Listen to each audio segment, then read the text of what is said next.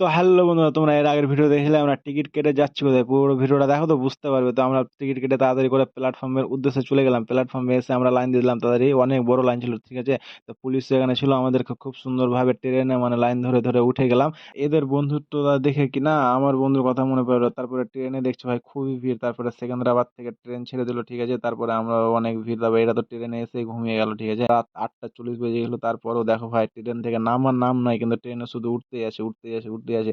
হায়দ্রাবাদ থেকে কিনা সেকেন্দ্রাবাদ, হায়দ্রাবাদ থেকে আস্তে আস্তে ভাই কি বলবো, আমরা সিদ্ধ হয়ে গেছিলাম। আর তো ঠান্ডার পরেও কিনা মানে আমরা জানলা সারা সারা রাত খুলে রাখছিলাম। তো এরা তো শুধু ট্রেনে শুধু ঘুমাচ্ছে।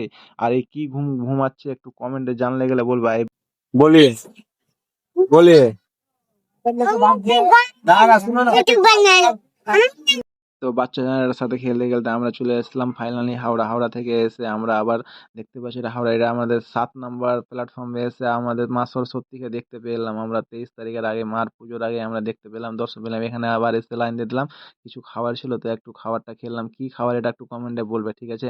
তারপরে এই সাইডে বন্দে ভারত দাঁড়িয়ে আছে, আর এই সাইডে আমাদের ট্রেন, ঠিক আছে কিনা। তো আমরা ট্রেনেও আবার মা সরস্বতীকে দেখতে পেলাম। তো আমরা দেখতে দেখতে চলে এলাম মালদা। মালদা আসার পরে আমরা ট্রেন থেকে নেমে গেলাম, বন্ধুগুলোকে টাটা বাই বাই করে দিলাম। এদের খুব ইয়াদ আছে, এটা আমাদের মালদা। ভিডিওটা